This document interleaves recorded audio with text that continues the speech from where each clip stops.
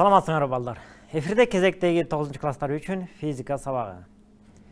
Биз өткөн сабактарда астрономия, дегеле космос физикасы жөнүндө түшүнүк алдыңар.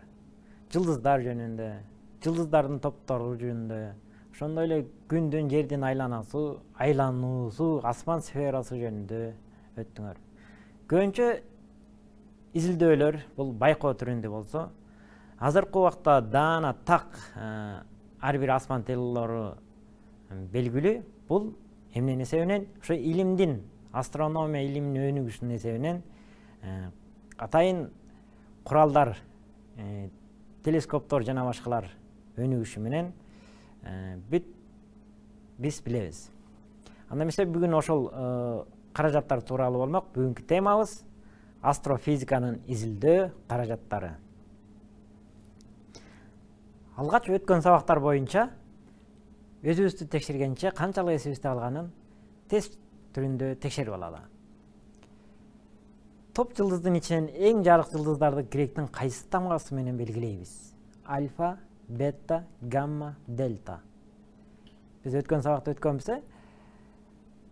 Жаркырактыгы боюнча жылдыздарды гректин тамгалары менен белгилейбиз. Эгерде тамга жетпей калса, андан ары сандар менен белгилейбиз дегенбиз. Ошо эң жарык жылдызды кайсы тамга менен белгиледик эле?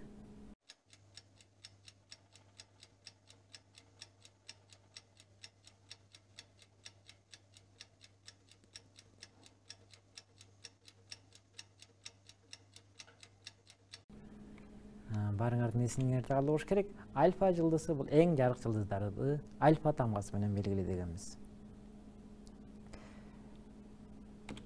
Кийинки суроого токтололу. Орион топ жылдызынын альфа эң жарык жылдызы кайсы?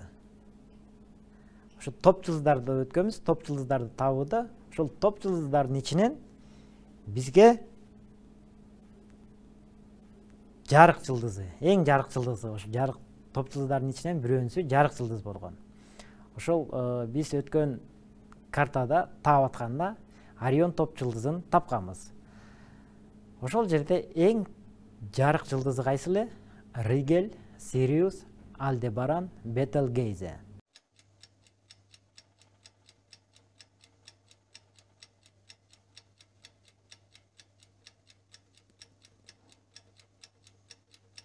Орион топ жылдызынын альфа эң жарык жылдызы бул Бетельгейзе болчу.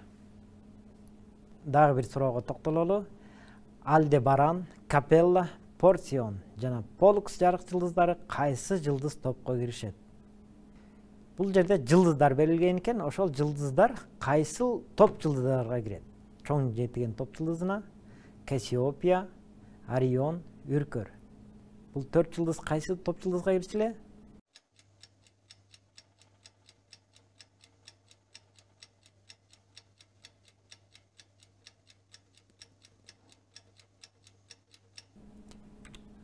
Орион топ жылдызында ушул жарык жылдыздары бар болчу.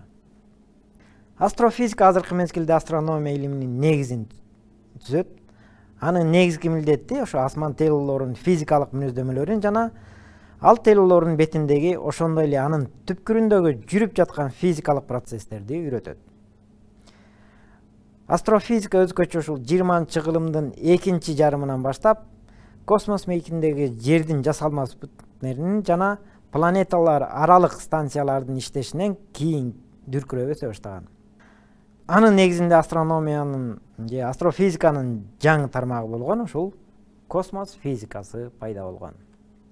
Космос физикасынын негизги закон ченемдүүлүктөрү үйрөнүүдө астрофизиканын практикалык бөлүгүнө тийиштүү болгон. Бул оптикалык телескоптор, радиотелескоптор, рентген телескоптору, нейтрино телескоптору, гамма квант телескобу бул чоң роль ойнойт. Бүгүн биз ушул оптикалык телескоптор жөнүндө, радиотелескоптор жөнүндө, спектроскопия, астрономиялык обсерваториялар жөнүндө кенен токтололу. Телескоп деген эмне? Асман жарык чыгаруучулардын байкоого арналган оптикалык прибор телескоп деп аталат. Телескоп да грек сөзүнөн келген экен. Теле деген алыс, скопио деген байкайм дегенди билдирет. Демек, алысты байкоочу курал экен. Бул телескоптор Галилейдин заманында эле белгилүү болгон.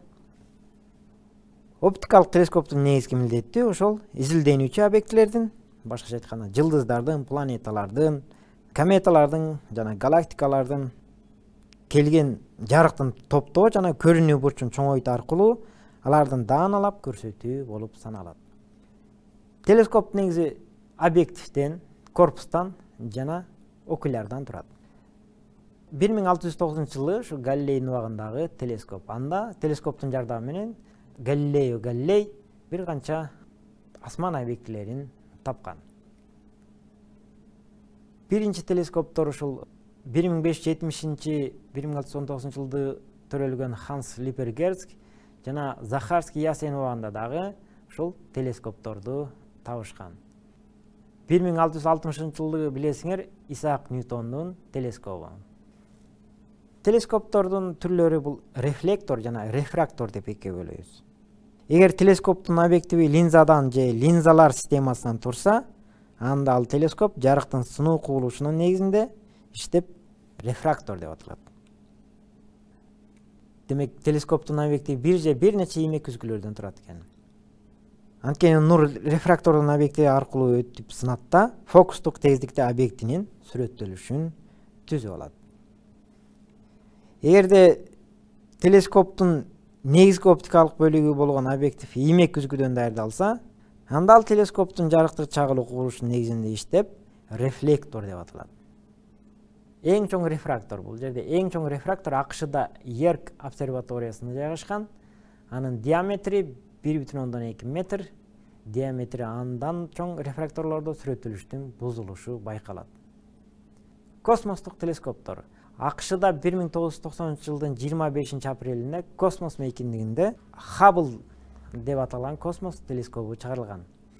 Ал 11 миллиард жарык жылына чейинки тереңдиктеги маалымат алууга мүмкүндүк берет. Демек, азыркы биз жанагы канча жарык жыл аралыкта жайгашкан жылдыздарды дагы ушул телескоптор аркылуу аныктап атканын билет экенбиз. Бул болсо Кеплер телескобу жакында эле чыгарылган жылы ушул 7 март 2009-жыл.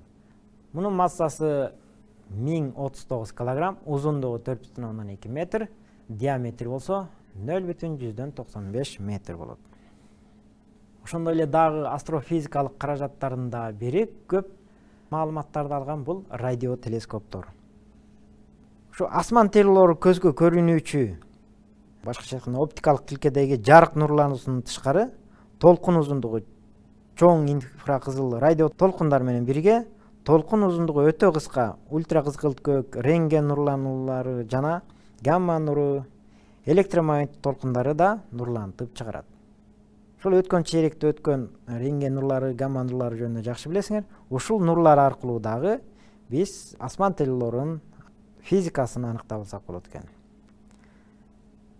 Алардын баардыгы ошо космостук радио нурлануулар болуп эсептелет. Ал нурлардын байкалышы белгилүү болгондон кийин алардын кабыл алуу ар түрдүү системадагы радиотелескоптор түзүп, бир топ телескоптор ишке киргизилген. Мисалы, экранда Риа Ратан 600 телескобу жана 305 метр диаметрлүү Аресибодогу радиотелескоп. Демек, бул телескоптор эмне? Ошо нурларды алып алып, ошол боюнча изилдейт экен. Ал чогулган радио толкундар электромагниттик термелерди дүүлүктүрүп, күчөтүлгөндөн кийин кабыл алуучу радиоаппаратка берилет. Күн системасындагы биздин галактика жана башка галактиктерди көп ачылыштар ушул радиотелескопторго байланыштуу болуп, асман телелорунун физикасын изилдөөгө чоң салым кошкон. Ушул бул Ратан 600 дүйнөдөгү эң чоң радиотелескоптордун бири. Аны чечмелегенде Ратан деген ушул радиотелескоп Академия наук диаметр 600 деген сөз да. Бул космостогу радиотелескоптор. Бул ар бир күзгүнүн чоңдугуна жараша ушул жанагы радио толкундарды кабыл алып, анан аны күчөтүп алгандан кийин дүүлүктүрүп, ушул кабыл алуучу радиоаппараттан ушул асман объектилерин издеп тапсак болот. Бул Дональд Дрейк жана Карл Саган тарабынан бул Сети долбоору деп аталган, жерден башка планеталардагы мүмкүн болгон цивилизацияларды изилдөө жана алар менен байланышка кирүү боюнча долбоор 1977 жылдан бери изилдеп келатат. Бул телескоптун немеси 21 сантиметр 1,42 гигагерцти түзөт. Электромагнит толкундун шкалалары. Электромагнит толкундар ар кандай жыштыкта болорун билесиңер. Ошол жыштыктарды кабыл алып, ошол жыштыктардын негизинде асман объектилеринин физикасын изилдешет. Бизге белгилүү болгондой, көрүнгөн диапазон бул 3,10 даражасында болот. Ультра кызгылт көк нурлары болсо андан жогору кете берет, рентген нурлары экранда көрүнүп тургандай өзгөрүү болуп турат. Демек, телескоп аркылуу, нурлардын диапазондору аркылуу, ушул шкалалар аркылуу таап алсак болот экен. Бул болсо Magic 2 аталышындагы гамма телескоп. Бул гамма нурларын кабыл алып, ошонун негизинде иштешет. Чандра аталышындагы рентген космос телескобу. Ошондой эле азыркы учурда спектроскопия илими өнүгүп аткан илимдердин бири болот. Ошол спектрлердин жардамы менен ар кандай объектилердин физикасын изилдеп, ушу спектр аркылуу алардын табиятын түшүнүүгө мүмкүн. Эми астрономиялык обсерваториялар жөнүндө токтололу. Асман сферасындагы жарык чыгаруучулардын абалын байкоо жүргүзүү, аландагы кубулуштар жөнүндөгү маалымат алуу булагы бул ушул астрономиялык обсерваториялар болуп эсептелет. Өзүнчө бир мекемелер болуп эсептелет да, асман тилдоруна байкоо жүргүзүү үчүн атайын куралган илимий изилдөө мекемелери. Бул ушул обсерваториялар деп аталат. Ошол байкоолорду жүргүзүү үчүн көп өлкөдө атайын астрономиялык илимий изилдөө мекемелери болгон обсерваториялар курулган. Астрономиялык обсерваториялардын курулуучу жай астрономиялык климатта туура келген орундарга жайгаштырылган. Демек, күн түнү ачыктыгы, атмосферанын тунуктугу, түнкү асмандын тазалыгы, атмосферанын оптикалык туруктуулугу ушундай жерлерге астрономиялык обсерваториялар курулган экен. Байыркы обсерваториялар кандай болгон? Мисалы, Соңкөлдө Манастын таш тулгасы деген обсерватория деп изилдеп жүрүшөт азыркы окумуштуулар. Байыркы үркөр күн ай обсерваториясы деп аталат. Бул таштар ушул жөн эле турган эмес экен, демек бул убакта дагы изилдешкен. Азыр ушу Манастын таш тулгасы деп атап коюшат. Демек, Манаста дагы астрономиялык изилдөөлөр, байкоолор болгон экен. Биздин Кыргыздын Бозүйү дагы өзүнчө бир обсерватория деп да атап жүрүшөт. Ошо Бозүйүнүн тегерек болгону, жана түндүктүн көрүнгөнү, түндүктүн жанагы 4 бөлүккө бөлүнгөнү, ушул 4 мезгилди жана ошондой эле түндүктүн 12 бөлүкчөгө бөлүнүп турганы, бул дагы ушул окумуштуулар, байыркы кыргыздар ушул түндүк аркылуу обсерваториялык жылдыздарды байкап, ошол жылдыздар аркылуу көчүп конууну тууралашкан деп айтып атышат. Ошон үчүн 22 июнь, 21 март, 22 декабрь ушунун баарын ушул Бозүй аркылуу дагы далилдешкен. Бул да Бозүй да биздин бир обсерваториялардын бири болуп эсептелет экен. Дүйнөлүк обсерваторияларды карасак, мисалы Англиядагы Стоунхендж байыркы обсерваториясы. Азыркы учурда туристтер барып көрүп жүргөн жер белгилүү Англиядагы Стоунхендж байыркы обсерваториясы.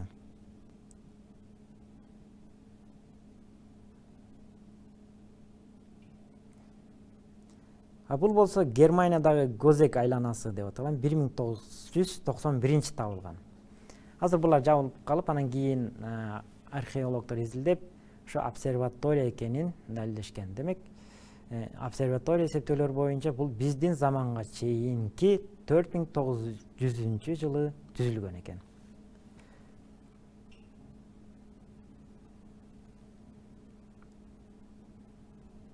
Башка да астрономиялык обсерваториялар мындан 1000 жыл мурун эле ушу Ассирияда, Вавилондо, Кытайда, Персияда, Индияда, Мексикада, Перуда жана башка көптөгөн өлкөлөрдө курулган экен. Бул пирамидалардагы ошол обсерватория деп дагы астрофизиктер дагы, астрономия боюнча изилдеген окумуштуулар дагы ушу пирамидалар дагы ушу обсерватория катары дагы пайдаланышкан деп айтып жүрөт. Ал эми өз мезгилинде ушу көрүнүктүү Улукбек 15-кылымда Самаркандта астрономиялык обсерваторияны курган. Дүйнө боюнча 18-кылымдан аяна чейин обсерваториялардын саны 100гө жакындап, 19-кылымдын аягында алардын саны 400гө жеткен. Азыркы мезгилде дүйнө боюнча 500дөн ашык обсерваториялар иштеп, алардын көпчүлүгү жер шарынын түндүк жарым шарында жайгашкан. Бизге эң жакынкы обсерватория демек Өзбекстандагы Самаркандтагы ошо Улукбектин обсерваториясы белгилүү экен. Өзү түшкөн ушу Самаркандтагы обсерватория Улукбек координаттын жогорку тактакта аныктап 1018-жылдыздан турган каталог түзгөн. Ошо 15-кылымда ошо 1018 жылдыздан турган каталог түзгөн экен обсерваториянын жардамы менен. Обсерваториялар көп учурда астрономиялык издөөлөрдүн белгилүү түрүнө карата адистештирилет. Буга байланыштуу алар мисалы асманда жылдыздардын так абалын аныктоо, күндү үйрөнүү, аламдагы башка цивилизацияны изилдөө жана башка илимий маселелерди чечүүгө арналган ар түрдүү телескоптор жана аспаптар менен жабдылган болот. Азыркы учурдагы обсерваториялар бул дагы илим обсерваториялар өнүгүүнүн үстүндө. Чет өлкөлүк астрономиялык обсерваториялардын эң эле көрүнүктүү болуп, ушу Улуу Британиядагы Гринвич, Америкадагы Маунт Паломар жана Гарвард, Франциядагы Пик-Дюмиди, Германиядагы Потсдам, Чехиядагы Андрожеев жана Польшадагы Краковск обсерваториялары болуп саналат. Кийинки кезде космосто пайдаланылып келе жаткан Хаббл телескобу көп ачылыштарга алып келүүдө.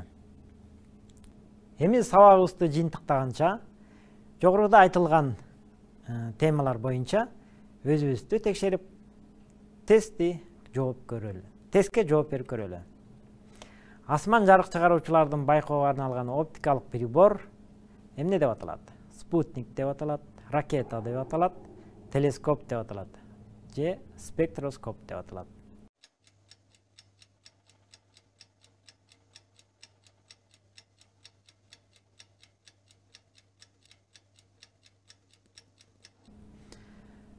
Мунун баарын жогоруда айтып өттүк. Спутник, ракета, телескоп, спектроскоп. Ушунун баары негизи асман менен байланыштуу. Бирок асман жарык чыгаруучулардын байкоого арналган оптикалык прибор эмне деп аталат? Албетте, телескоп деп аталат. Кийинки тест. Асман телелоруна байкоо жүргүзүү үчүн атайын курулган илимий изилдөө мекеме бул кайсынысы? Радиостанция, спектроскопия, космодром, обсерватория.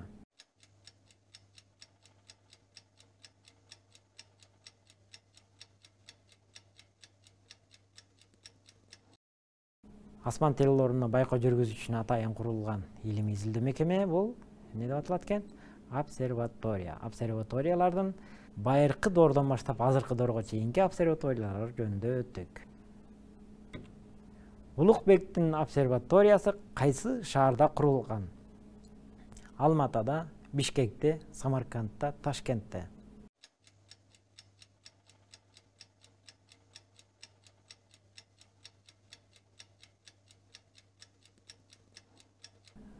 Улукбек бул ошо орто кылымга таандык окумуштуу болгон. Ошо Улукбектин обсерваториясы деген дүйнөгө белгилүү обсерватория бар. Ал жылдыздын каталогдорун түзгөн. Ошол обсерватория кайсыл шаарда жайгашкан? Ал албетте Самарканд шаарында жайгашкан. Улукбек Өзбекстандын өзбек улутундагы окумуштуу болгон. Демек, сабакты жыйынтыктайлы. Бүгүнкү сабакта балдар демек астрофизиканын ушу өнүгүшүнө кандай каражаттар колдонулоорун билдиңер. Алар негизинен телескоптор, радиотелескоптор жана обсерваториялар. Ушул объектилердин астрономиялык изилдөөлөрдүн негизинде азыркы учурда дагы ушу космос физикасы өнүгүүнүн учурунда. Өзүңөр билгендей асман телосунда көптөгөн объектилер бар. Аларды изилдөөгө азырынча бир чекесин эле билсек, демек алдыда ачылыштар абдан көп экени бизге маалым. Ушу менен сабагыбыз аяктады. Эмки сабакта көрүшкөнчө сак саламатта тургула.